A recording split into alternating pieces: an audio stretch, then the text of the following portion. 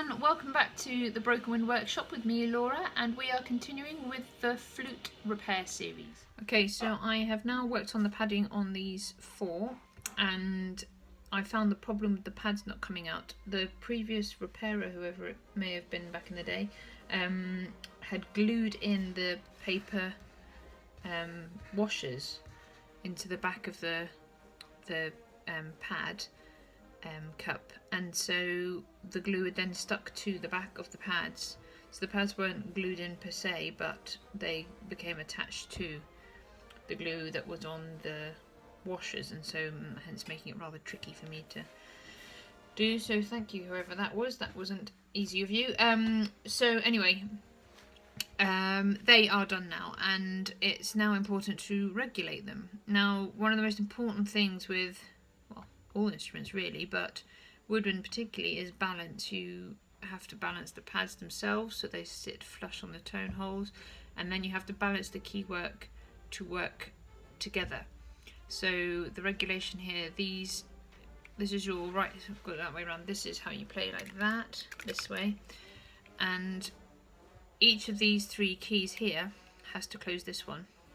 So if I push that one, that one, that one, they have to do. So all of these have to work in harmony. They need to close exactly the same time under the same amount of pressure, otherwise one will be holding the other one open and you'll start to cause problems. Now that is done with, I don't know if you can see because the light's reflecting, but there's these tiny little regulation screws. There's one there, there's one there, and this one's on the back, you can see in there. Tiny little screws, and they do that job basically, and that's what I need to do now. So again, it's using the feeler gauge, and I don't even have to look if I press that one, that's because I backed them all off to make sure that they didn't interfere with my padding. So I need to tighten it up until it's pretty close to what I need. Not too far. Here, that's actually a great example to show you. So if I press there, can you see this pad's not going down at all now? Because I've over tightened the screw and it's gone. I need to go back the other way so that they're more even, and when it looks like they're more even, I can then get my feeler gauge out and see if it feels even. You know what, that's pretty good. Okay, and then we move on to the next one. Do the same thing.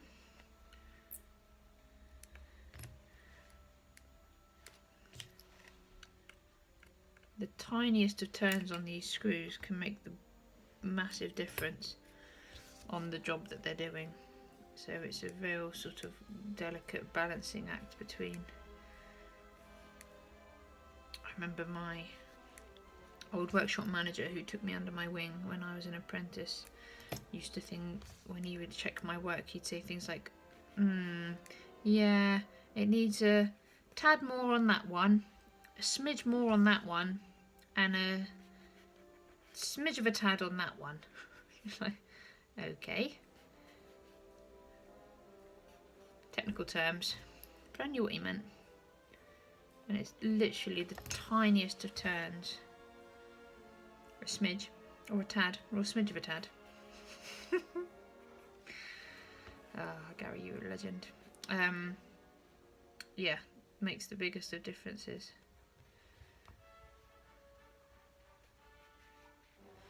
Need a little bit more. A little bit more on that one. Get them to balance.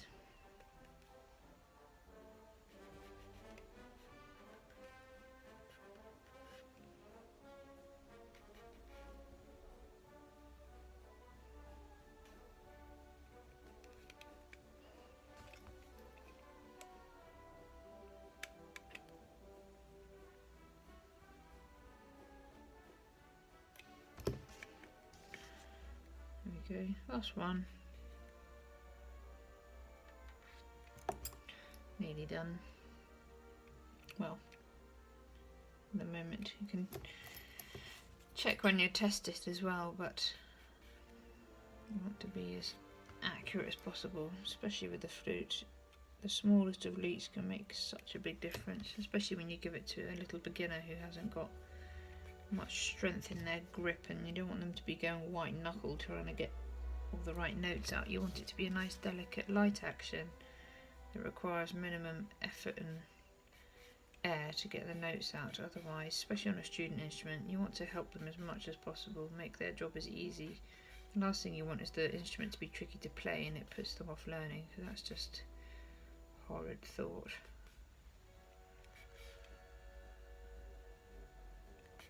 Great, okay, so they're regulated now, and then the last thing to check on this action is that there's no double action, so there's no movement of a key.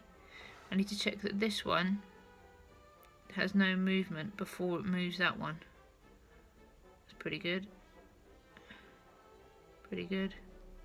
And that one's got a little bit, I don't know if you can even see it. Can you see there's a bit of movement there? I can feel it wobble slightly before it then makes it happen. So that is done by the back here where there's different felt. I'm going to show you here. At the back of the key there's a bit of felt.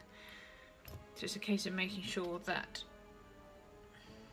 they are level and that bit of double action is removed, and that's a case of just sanding down the relevant bits of felt, just taking a little bit off. I've got these little bits of wet and dry that I cut into fine sort of slithers. I think that's probably done it.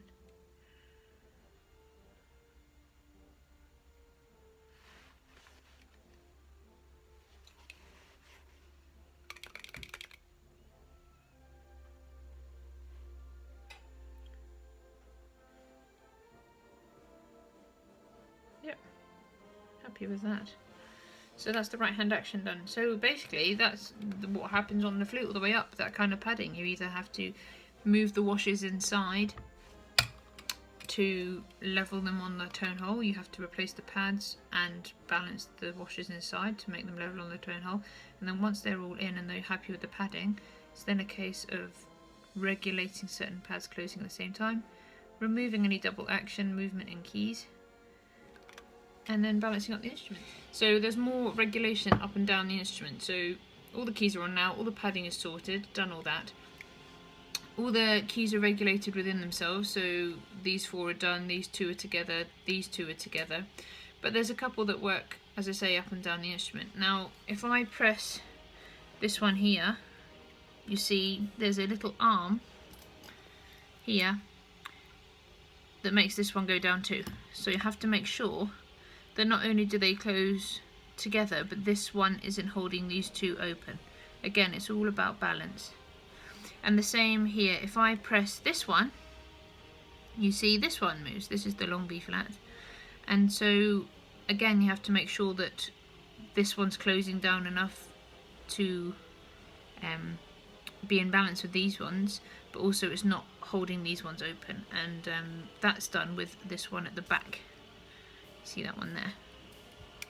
And the final thing is the B flat here, which is done with the thumb.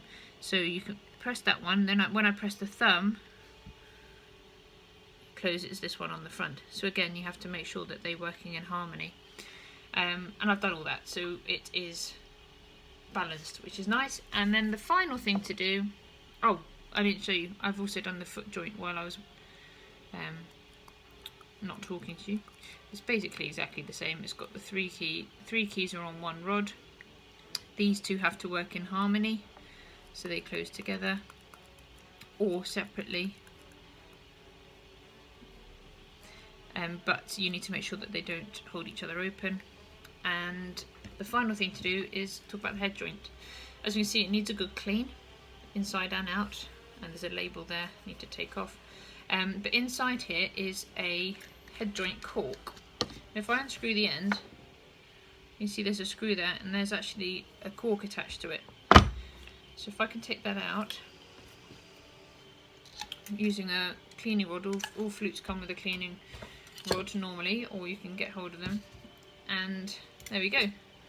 So there's a plate which has a screw thread going all the way through it, and then there's another plate at the end that screws on, that holds, looks considerably like a wine cork, but it obviously isn't, in position. Now what it does is this cork sits inside here, and you can move it forward and back, which helps with the tuning. Just getting my silver cloths out again, and some silver.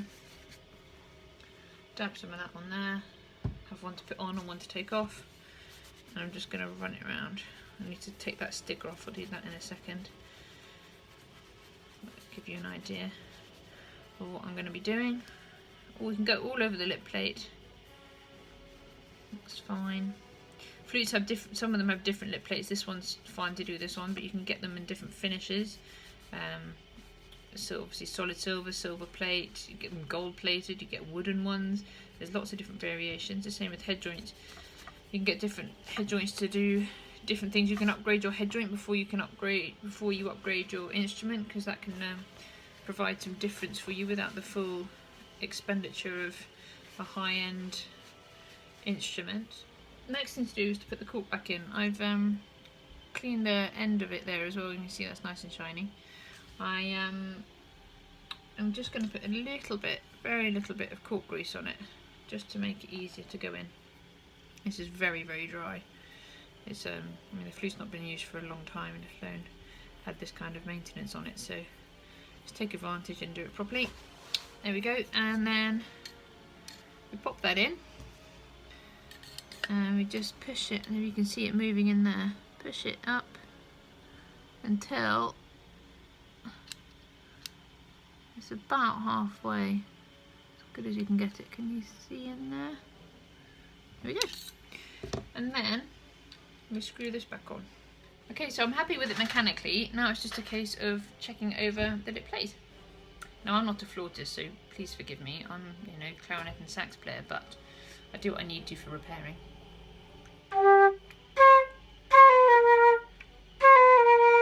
Need to test the alternative fingering, so there's the two different B flats, make sure that they both work and sound the same.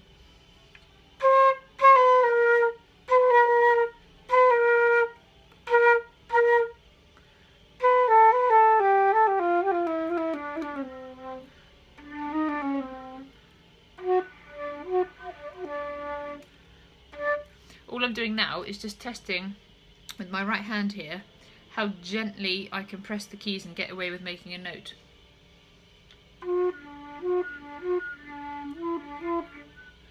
I'm also hardly blowing. I want to do it as if I was a complete beginner and really sort of struggling to get the notes out and make sure to see if it still works. There's a slight delay on that one, I'm not happy with it. So I'm just going to have a look, see what the problem might be, and I think my long B flat is slightly, ever so slightly, holding off the other two notes. Yeah, much easier there, I'm happy with that now. Checking the little D sharp there, making sure that's coming out clear enough.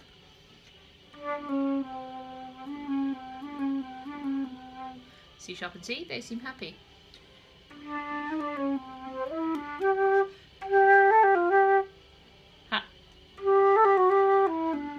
You played the right notes.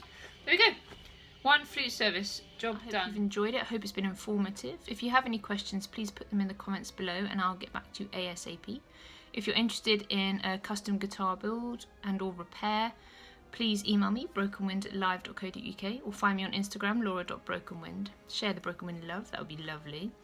And exciting times ahead. We've got sax service to do, and the bass build will be beginning soon. I am chomping at the bit. Last few bits of sharpening, and then everything will be ready. All my ducks will be in line and we can get going on that. So there will be some videos released over the next couple of weeks, hopefully entertain you during Christmas. And on that note, Merry Christmas, Happy New Year. I hope 2021 is happy and healthy for everybody, for the world over. It's been a weird year for everybody, and here's hoping that we've got nice, calm times ahead. So stay healthy, happy Christmas, and see you soon.